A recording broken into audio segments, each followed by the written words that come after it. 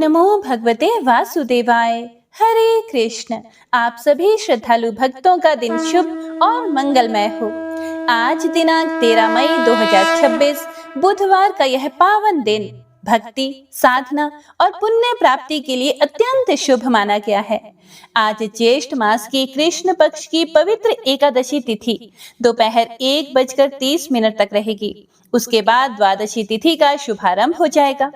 आज का दिन विशेष रूप से भगवान श्री हरि विष्णु की आराधना, एकादशी व्रत, जप, तप और दान पुण्य के लिए अत्यंत फलदायी माना गया है। जो भी भक्त श्रद्धा और नियम पूर्वक एकादशी व्रत का पालन करते हैं, उनके जीवन से पाप, भय और दुखों का नाश हो जाता है और घर में सुख, शांति एवं समृद्धि का वास होता है। हे प्रिय भक्तों, आज बुधवार होने के कारण यह दिन भगवान श्री गणेश जी और बुध ग्रह की आराधना के लिए भी विशेष माना गया है।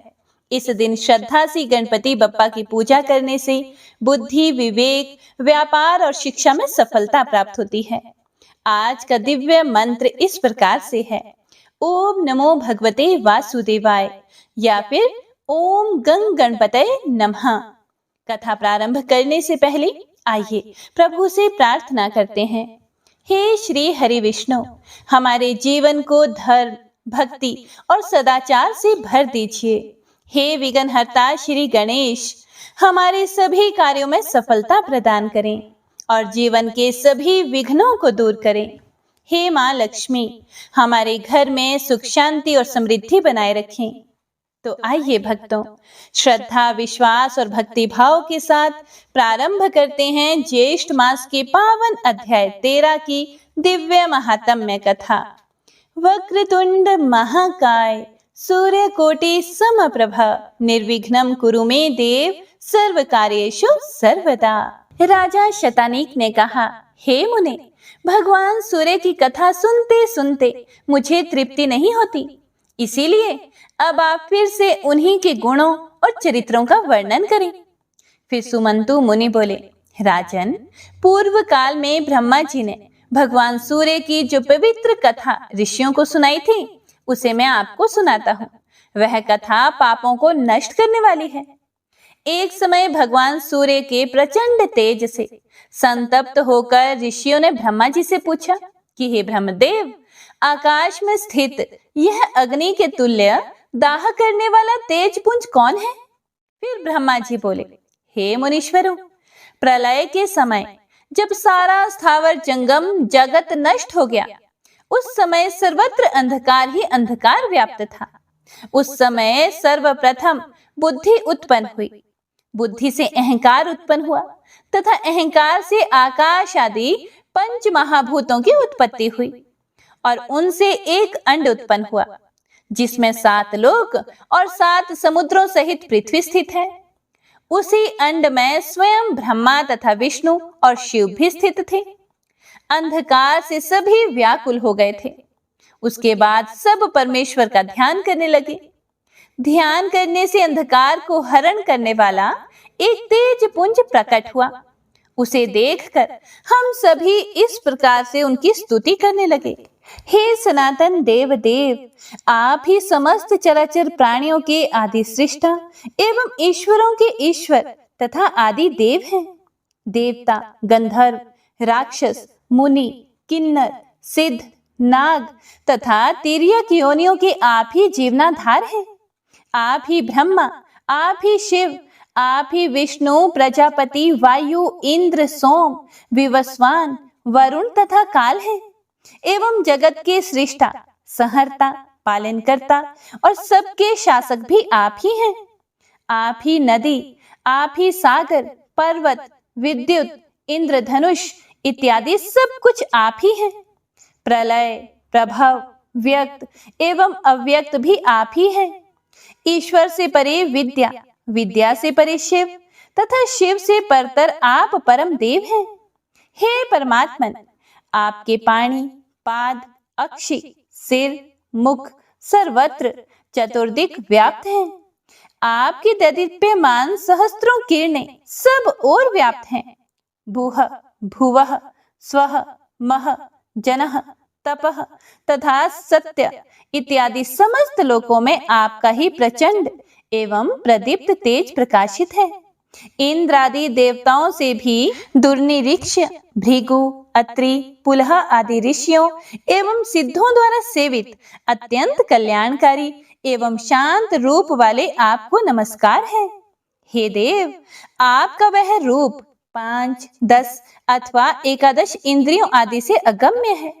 उस रूप की देवता सदा वंदना करते रहते हैं।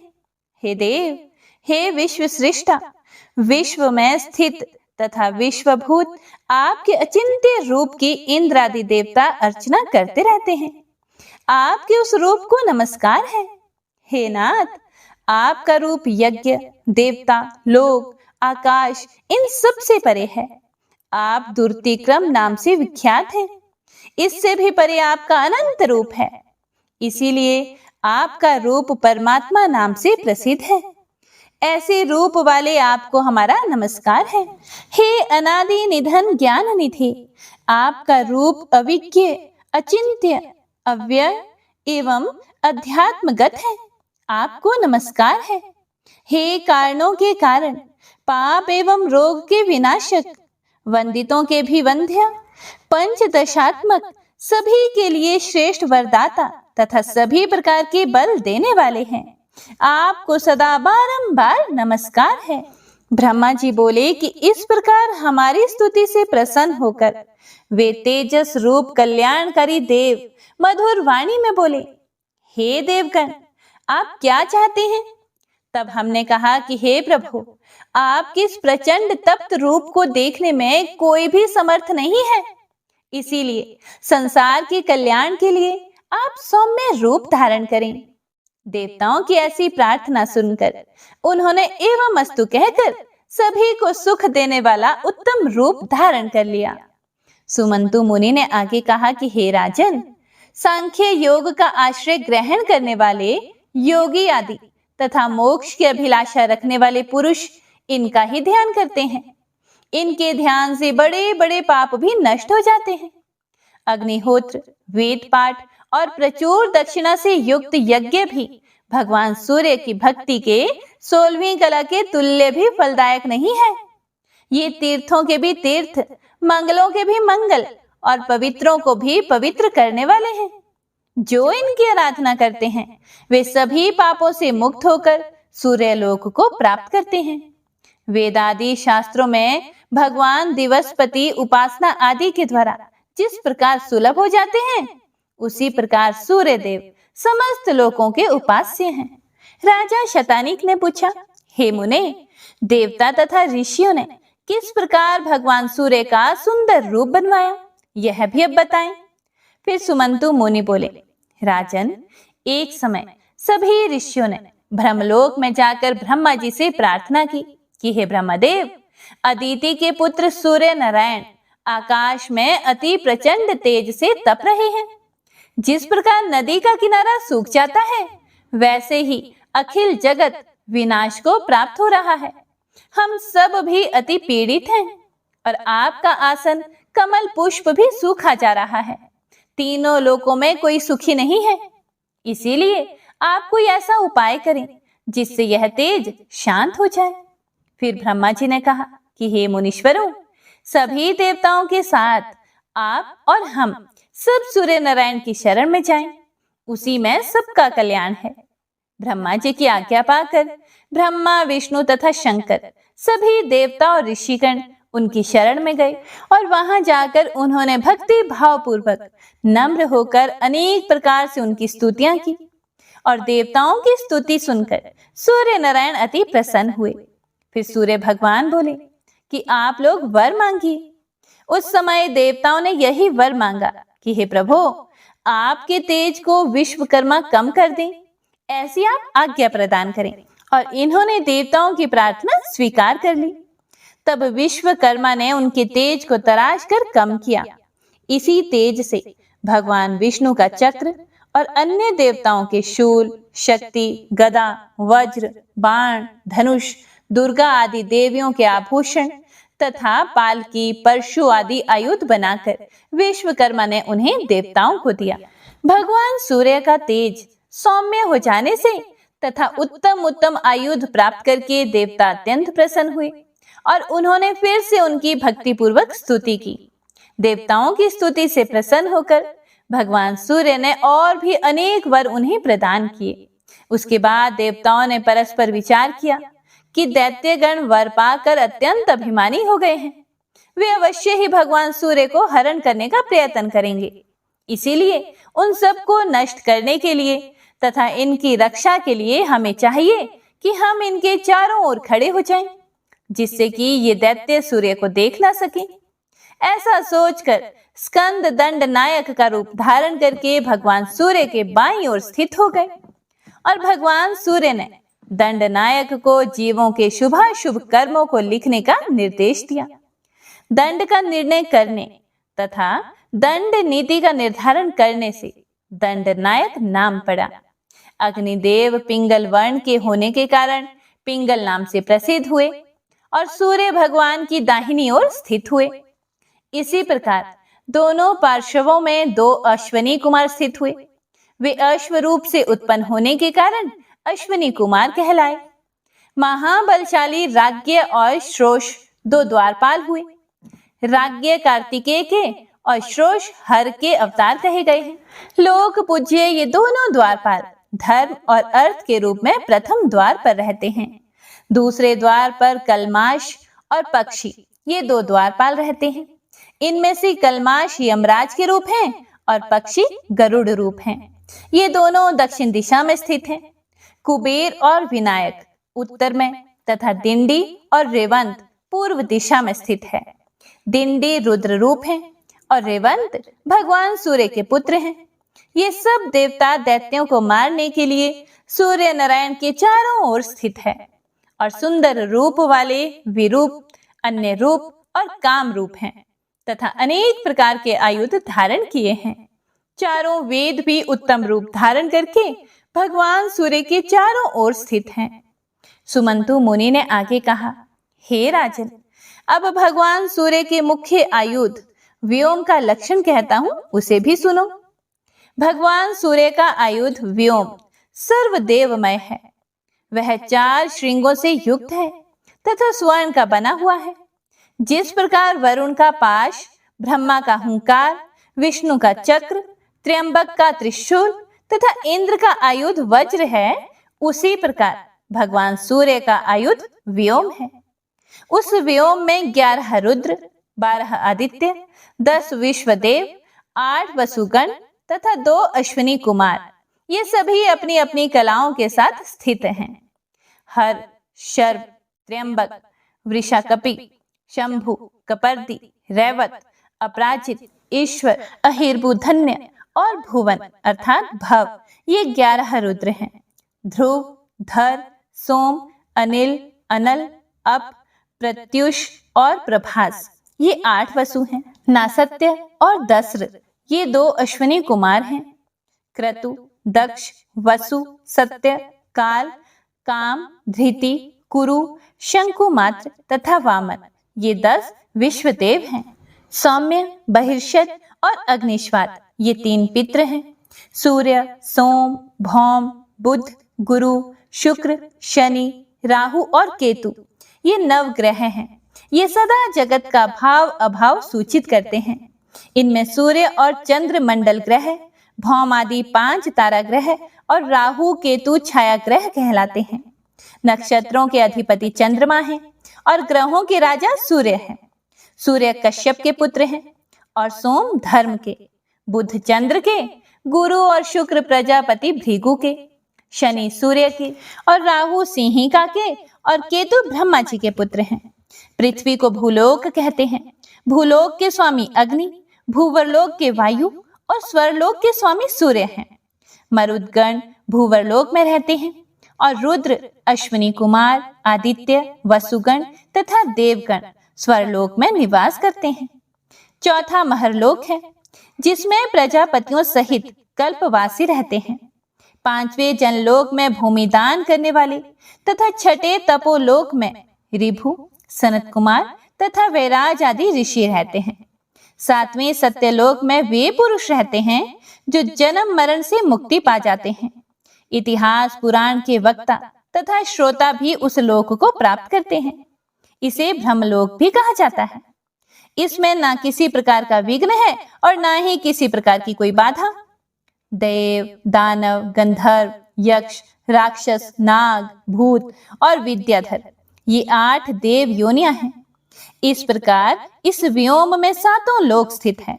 मरुत, पितृ, अग्नि, ग्रह और 8 देव योनियां तथा मूर्त, अमूर्त सब देवता इसी व्योम में स्थित हैं। इसीलिए जो भक्ति और श्रद्धा से व्योम का पूजन करता है, उसे सब देवताओं के पूजन का फल प्राप्त हो जाता है तथा वह सूर्य लोक को जाता है। इसीलिए अपने कल्याण के लिए सदा व्योम का पूजन करना चाहिए। हे महीपते, आकाश, ख, दिक्, व्योम, अंतरिक्ष, नभ, अंबर, पुष्कर, गगन, मेरु, विपुल, बिल, आपोछिद्र, शून्य, तमस, रोदसी, व्योम के इतने नाम कहे गए हैं। लवण, क्षीर, दधि, घृत, मधु, इक्षु तथा सुस्वादु अर्थात जल वाला, ये 7 समुद्र हैं। हिमवान, हेमकूट, निषद, नील, श्वेत, श्रृंगवान, ये 6 वर्ष पर्वत हैं। इनके मध्य महाराजत नामक पर्वत है। पृथ्वी के ऊपर लोकालोक पर्वत है। अनंतर अंडकपाल, इससे परे अग्नि, वायु, आकाश आदि भूत कहे गए हैं। इससे परे महान अहंकार, अहंकार से परे प्रकृति, प्रकृति से परे पुरुष और इस पुरुष से परे ईश्वर हैं, जिससे यह संपूर्ण जगत आवृत है। भगवान भास्कर ही ईश्वर हैं, उनसे यह जगत परिव्याप्त है। ये सहस्त्रों किरण वाले महान तेजस्वी चतुर्बाहु एवं महाबली है। भूरलोक, भूवरलोक, स्वरलोक, महरलोक, जनलोक, तपोलोक और सत्यलोक, ये 7 लोक कहे गए हैं।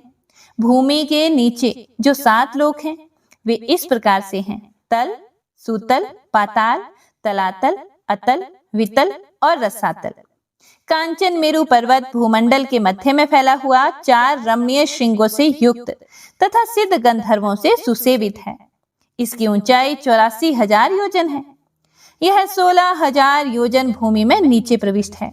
इस प्रकार सब मिलाकर 1,00,000 योजन मेरु पर्वत का मान है। मध्य में ब्रह्मा, नीचे अनंत, उपेंद्र और शंकर अवस्थित हैं। इसी को मेरु व्योम और धर्म भी कहा जाता है। यह व्योम स्वरूप मेरु वेदमय नाम से प्रसिद्ध है। चारों श्रृंग चारों वेद स्वरूप हैं। राजा शतनीक ने पूछा, हे मुने, सांब ने किस प्रकार भगवान सूर्य की आराधना की और उस भयंकर रोग से कैसे मुक्ति पाई? कृपया करके अब आप मुझे यह सब बताएं। फिर सुमंतु मुनि ने कहा, राजन, आपने बड़ी अच्छी कथा पूछी है। इसका मैं विस्तार से वर्णन करता हूँ, ध्यान से सुनो। इसके सुनने से सभी पाप दूर हो जाते हैं। नारद जी के द्वारा सूर्य भगवान का महात्म्य सुनकर सांब ने अपने पिता श्री कृष्ण चंद्र के पास जाकर विनय पूर्वक उनसे प्रार्थना की कि हे पिताश्री, हे भगवान, मैं अत्यंत दारुण रोग से ग्रस्त हूँ। वैद्यों द्वारा बहुत औषधियों का सेवन करने पर भी मुझे शांति नहीं मिल रही। अब आप आज्ञा दें कि मैं वन में जाकर तपस्या द्वारा अपने इस भयंकर रोग से छुटकारा प्राप्त करूं।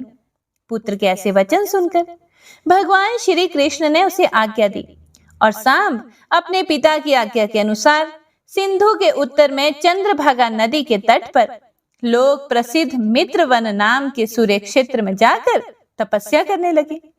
वे उपवास करते हुए सूर्य की आराधना में तत्पर हो गए। उन्होंने इतना कठोर तप किया कि उनका अस्थि मात्र ही शेष रह गया। वे प्रतिदिन इस गुह्य स्तोत्र से दिव्य, अव्यय एवं प्रकाशमान आदित्य मंडल में स्थित भगवान भास्कर की स्तुति करने लगे। प्रजापति परमात्मन, आप तीनों लोकों के नेत्र स्वरूप हैं, संपूर्ण प्राणियों के आदि हैं, इसीलिए आदित्य नाम से विख्यात हैं। आप इस मंडल में महान पुरुष रूप में देदीप्यमान हो रहे हैं। आप ही अचिंत्य स्वरूप विष्णु और पितामह ब्रह्मा हैं। रुद्र, महेंद्र, वरुण, आकाश, पृथ्वी, जल, वायु, चंद्र, मेघ, कुबेर, विभावसु, यम के रूप में इस मंडल में दिदीप्यमान पुरुष के रूप से आप ही प्रकाशित हैं। यह आपका साक्षात महादेवमय वृत्त अंड के समान है। आप काल एवं उत्पत्ति स्वरूप हैं। आपके मंडल के तेज से संपूर्ण पृथ्वी व्याप्त हो रही है। आप सुधा की वृष्टि से सभी प्राणियों को परिपुष्ट करते हैं। हे विभवसो, आप ही अंतस्थ मलेच्छ जातीय एवं पशु पक्षी की योनि में स्थित प्राणियों की रक्षा करते हैं। गलित, कुष्ठ आदि रोगों से ग्रस्त तथा अंध और बधिरों को भी आप ही रोग मुक्त करते हैं। हे देव, आप शरणागत के रक्षक हैं। संसार चक्र मंडल में निमग्न निर्धन अल्पायु व्यक्तियों की भी सर्वदा आप ही रक्षा करते हैं। आप प्रत्यक्ष दिखाई देते हैं। आप अपनी लीला मात्र से ही सबका उद्धार कर देते हैं। आर्त और रोग से पीड़ित मैं स्तुतियों के द्वारा आपकी स्तुति करने में असमर्थ हूँ। आप तो ब्रह्मा, विष्णु और महेश आदि से सदा ही स्तुति होते रहते हैं। महेंद्र, सिद्ध, गंधर्व, अप्सरा, गुह्यक आदि स्तुतियों के द्वारा आपकी सदा आराधना करते रहते हैं। जब ऋक, यजु और सामवेद तीनों आपके मंडल में ही स्थित हैं, तो दूसरी कौन सी पवित्र अन्य स्तुति आपके गुणों का पार पा सकती है। आप ध्यानियों के परम ध्यान और मोक्षार्थियों के मोक्ष द्वार हैं। अनंत तेजो राशि से संपन्न आप नित्य, अचिंत्य, अक्षोभ्य, अव्यक्त और निष्कल हैं। हे जगतपते, इस स्तोत्र में जो कुछ भी मैंने कहा है, इसके द्वारा आप मेरी भक्ति तथा दुखमय परिस्थिति अर्थात कुष्ठ रोग की बात को जान लें और मेरी विपत्तियों को दूर करें। सूर्य भगवान ने कहा, हे जाम्बवती पुत्र, मैं तुम्हारी स्तुति से अति प्रसन्न हूँ। हे वत्स, मुझसे जो तुम चाहते हो वह मुझसे कहो। फिर साम ने कहा, हे प्रभु, हे भगवान, आपके चरणों में मेरी दृढ़ भक्ति हो, यही वर चाहता हूँ। सूर्य भगवान ने कहा, ऐसा ही होगा, मैं तुमसे बहुत संतुष्ट हूँ। हे सुव्रत, द्वितीय वर मांगो, कोई दूसरा वर मांगो। फिर सांब ने कहा, हे प्रभु, मेरे शरीर में रहने वाला यह मल, कुष्ठ आपकी कृपा से दूर हो जाए। हे गोपते, मेरा शरीर सर्वथा शुद्ध निर्मल हो जाए। फिर भगवान सूर्य ने कहा, ऐसा ही होगा। भगवान सूर्य के ऐसा कहते ही सांब के शरीर से कुष्ठ रोग वैसे ही दूर हो गया जैसे सर्प के शरीर से केंचुल। वह दिव्य रूप संपन्न हो गया। सांब भगवान सूर्य को प्रणाम करके उनके सम्मुख खड़े हो गए। फिर सूर्य देव ने कहा, हे सांब, प्रसन्न होकर मैं और भी वर देता हूँ। आज से मेरा यह स्थान तुम्हारे नाम से प्रसिद्ध होगा। लोक में तुम्हारी अक्षय कीर्ति होगी। जो व्यक्ति तुम्हारे नाम से मेरा स्थान बनाएगा, उसे सनातन लोक प्राप्त होगा। इस चंद्रभागा नदी के तट पर मेरी स्थापना करो, मैं तुझे स्वप्न में दर्शन देता रहूंगा। ऐसा कहकर सूर्य भगवान वहां से अंतर ध्यान हो गए। इस सांबकृत स्तोत्र को जो भी मनुष्य भक्ति पूर्वक तीनों काल में पढ़ता या सुनता अथवा 7 दिनों में 121 बार पाठ और हवन करता है, तो राज्य की कामना करने वाला राज्य, धन की कामना करने वाला धन प्राप्त कर लेता है और रोग से पीड़ित व्यक्ति वैसे ही रोग मुक्त हो जाता है जैसे सांब कुष्ठ रोग से मुक्त हो गया। सुमंतु मुनि बोले, हे राजन, तपस्या के समय रोग से दुर्बल सांब ने सूर्य की स्तुति उनके सहस्त्र नाम से की थी। उसे दुखी देखकर स्वप्न में भगवान सूर्य ने सांब से कहा कि हे सांब, सहस्त्र नाम से मेरी स्तुति करने की आवश्यकता नहीं है। मैं अपने अतिशय गोपनीय, पवित्र और 21 शुभ नामों को बताता हूँ। प्रयत्न पूर्वक उन्हें ग्रहण करो और उनके पाठ करने से सहस्त्र नाम के पाठ का फल प्राप्त हो जाएगा। मेरे 21 नाम इस प्रकार से हैं। पहला है विकर्तन, अर्थात विपत्तियों को काटने तथा नष्ट करने वाला। दूसरा है विवस्वान, अर्थात प्रकाश रूप। तीसरा है मार्तंड, जिन्होंने अंड में बहुत दिन निवास किया। भास्कर, रवि, लोक प्रकाशक, श्रीमान, लोक चक्षु, ग्रहेश्वर, लोक साक्षी, त्रिलोकेश, कर्ता, हर्ता, तमिस्रहा अर्थात अंधकार को नष्ट करने वाला, तपन, तापन, शुचि अर्थात पवित्रम, सप्ताश्र वाहन, गभस्ति हस्त अर्थात किरणें ही जिनके हाथ स्वरूप हैं, ब्रह्मा और सर्वदेव नमस्कृत। हे साम, ये 21 नाम मुझे अति प्रिय हैं। यह स्तवराज के नाम से प्रसिद्ध है। यह स्तवराज शरीर को निरोग बनाने वाला, धन की वृद्धि करने वाला और यशस्कर है एवं तीनों लोकों में विख्यात है। हे महाबाहु, इन नामों से उदय और अस्त दोनों संध्याओं के समय प्रणत होकर जो मेरी स्तुति करता है वह सभी पापों से मुक्त हो जाता है। मानसिक, वाचिक और शारीरिक जो भी दुष्कृत हैं, वे सभी एक बार मेरे सम्मुख इसका जप करने से वे नष्ट हो जाते हैं। यही मेरे लिए जपने योग्य तथा हवन एवं संध्योपासना है। बलि मंत्र, अर्घ मंत्र, धूप मंत्र इत्यादि भी यही है। अन्न प्रदान, स्नान, नमस्कार, प्रदक्षिणा में यह महामंत्र प्रतिष्ठित होकर सभी पापों का हरण करने वाला और शुभ करने वाला है। इतना कहकर जगतपति भगवान भास्कर कृष्ण पुत्र सांब को उपदेश देकर उसी समय अंतर ध्यान हो गए और सांब भी इस स्तवराज से सप्ताश्व वाहन भास्कर की स्तुति करके निरोगी, श्रीमान और उस भयंकर शारीरिक रोग से सर्वथा के लिए मुक्त हो गए। सुमंतु मुनि आगे बोले कि हे राजन, इस प्रकार सांब सूर्य नारायण से वर प्राप्त करके अतिशय प्रसन्न हुए और वर प्राप्ति को आश्चर्य मानते हुए अन्य तपस्वियों के साथ समीप में स्थित चंद्रभागा नदी में स्नान करने के लिए गए। वहां वे स्नान करके श्रद्धा के साथ अपने हृदय में मंडलाकार भगवान सूर्य की भावना करके मन में यह सोचने लगे कि सूर्य नारायण की कैसी प्रतिमा हो और उसे किस प्रकार कहां स्थापित करूं। इस प्रकार विचार कर ही रहे थे कि उन्होंने देखा चंद्रभागा नदी के ऊपर से एक अत्यंत ददीप्यमान प्रतिमा बहती हुई चली आ रही है। प्रतिमा को देखकर सांब को यह निश्चय हो गया कि यह भगवान सूर्य की ही मूर्ति है। जैसी उन्होंने आज्ञा दी थी वही यह सूर्य प्रतिमा है, इसमें किसी प्रकार का कोई संदेह नहीं है। ऐसा सोचकर नदी से उस तेज से चमकती हुई मूर्ति को निकालकर सांब ने मित्रवन अर्थात मुल्तान में एक स्थान पर तपस्वियों के साथ विधि पूर्वक उसकी स्थापना की। एक दिन सांब ने सूर्य प्रतिमा को प्रणाम करके पूछा कि हे नाथ, आपकी यह प्रतिमा किसने बनाई है? इसकी आकृति तो बड़ी ही सुंदर है, कृपया करके यह मुझे बताएं। फिर प्रतिमा बोली कि हे सांब, पूर्व काल में मेरा रूप प्रचंड तेजोमय था। उससे व्याकुल होकर सभी देवताओं ने प्रार्थना की कि आप अपना रूप सभी प्राणियों के सहन करने के योग्य बनाएं, वरना सभी लोग जल जाएंगे। और मैंने महातपस्वी विश्वकर्मा को आदेश दिया कि मेरे तेज को कम करके मेरा निर्माण करो। मेरा आदेश प्राप्त करके उन्होंने शाक द्वीप में चक्र को घुमाकर मेरे तेज को खराद दिया। उसी विश्वकर्मा ने कल्प वृक्ष के काष्ठ से यह मेरी सुलक्षणा प्रतिमा बनाई है। तुम्हारा उद्धार करने के लिए मेरी आज्ञा के अनुसार विश्वकर्मा ने ही सिद्ध सेवित हिमालय पर इसे निर्मित कर चंद्रभागा नदी में प्रवाहित कर दिया है। हे सांब, यह स्थान तो बड़ा ही शुभ है और बहुत सुंदर है। यहाँ मेरा सदा सानिध्य रहेगा। प्रातः मनुष्यगण इत चंद्रभागा के तट पर मेरा सानिध्य प्राप्त करेंगे।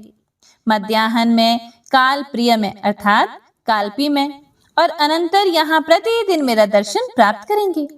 और पूर्वाहन में ब्रह्मा, मध्याह्न में विष्णु और अपराह्न में शंकर सदा पूजा करेंगे। हे महाबाहु, इस प्रकार भगवान सूर्य के ऐसा कहने पर सांब अत्यंत प्रसन्न हुए और भगवान सूर्य भी वहां पर अंतर ध्यान हो गए। ओम नमो नारायणाय। तो आज की महात्म्य कथा में बस इतना ही। इससे आगे का वृतांत आप सभी भक्तजन अगले अध्याय में जरूर सुनिएगा। श्री विष्णु सुनिए विनय, सेवक की चित लाए। कीरत कुछ वर्णन करो, दीजिए ज्ञान बताए। नमो विष्णु भगवान खरारे, कष्ट नशावन अखिल बिहारी, प्रबल जगत में शक्ति तुम्हारी, त्रिभुवन फैल रही उजियारी। सुंदर रूप मनोहर सूरत, सरल स्वभाव मोहनी मूरत, तन पर पीतांबर अति सोहत, बैजंती माला मन मोहत। शंख चक्र कर गदा बिराजे, देखत दैत्य असुर दल भाजे, सत्य धर्म मद लोभ न गाजे, काम क्रोध मद लोभ न छाजे। संत भक्त सज्जन मन रंजन, धनुज असुर दुष्टन दल गंजन, सुख उपजाए कष्ट सब भंजन, दोष मिटाए करत जन सज्जन। पाप काट भव सिंधु तारण, कष्ट नाश कर भक्त उबारण, करत अनेक रूप प्रभु धारण, केवल आप भक्ति के कारण। धरणी धेनु बन सुमिहि पुकारा, तब तुम रूप राम का धारा, भार उतार असुर दल मारा, रावण आदिक को संहारा। आप वराह रूप बनाया, हिरण्याक्ष को मार गिराया, धर्म तस्य तन सिंधु बनाया, 14 रत्नन को निकलाया। अमिलख असुरन द्वंद्व मचाया, रूप मोहनी आप दिखाया, देवन को अमृत पान कराया, असुरन को छवि से बहलाया। कूर्म रूप धर सिंधु मझाया, मंद्राचल गिरि तुरंत उठाया, शंकर का तुम फंद छुड़ाया, भस्मासुर को रूप दिखाया। वेदन को जब असुर डुबाया, कर प्रबंध उन्हें ढूंढवाया, मोहित बन कर खल ही नचाया, उसी ही कर से भस्म कराया। असुर जलंधर अति बलदाई, शंकर से उनकी नहीं लड़ाई, हार पार शिव सकल बनाए, कीन सती से छल खल जाए। सुमिरन कीन तुम्हें शिवरानी, बतलाए सब विपत कहानी, तब तुम बने मुनीश्वर ज्ञानी, वृंदा की सब सुरति बुलानी। देखत 3 धनुष शैतानी, वृंदा आए तुम्हें लपटानी, हो स्पर्श धर्म क्षति मानी, हनासुर उर शिव शैतानी। तुमने ध्रुव प्रहलाद उबारे, हिरण्याकुशादिक खल मारे, गणिका और अजामिल तारे, बहुत भक्त भव सिंधु उतारे। हरहु सकल संताप हमारे, कृपा करहूँ हरि सिरजनहारे, देखहूँ मैं निज दर्श तुम्हारे, दीन बंधु भक्तन हितकारे। चाहता आपका सेवक दर्शन, करहूँ दया अपनी मधुसूदन, जानो नहीं योग्य जप पूजन, होए यज्ञ स्तुति अनुमोदन। शील दया संतोष सुलक्षण, विदित नहीं व्रत बोध विलक्षण, करहूँ आपका किस विधि पूजन, कुमति विलोक होत दुख भीषण। करहूँ प्रणाम कौन विधि सुमिरन, कौन भांति मैं करहूँ समरण, सुर मुनि करत सदा सेवकाई, हर्षित रहत परम गति पाए। दीन दुखीन पर सदा सहाय, निज जन जान लेवा पनाई, पाप दोष संताप नशाओ, भव बंधन से मुक्त कराओ। सुख संपत्ति दे सुख उपजाओ, निज चरणन का दास बनाओ, निगम सदा ये विनय सुनावे, पढ़े सुने सो जन सुख पावे। इति श्री विष्णु चालीसा संपूर्ण।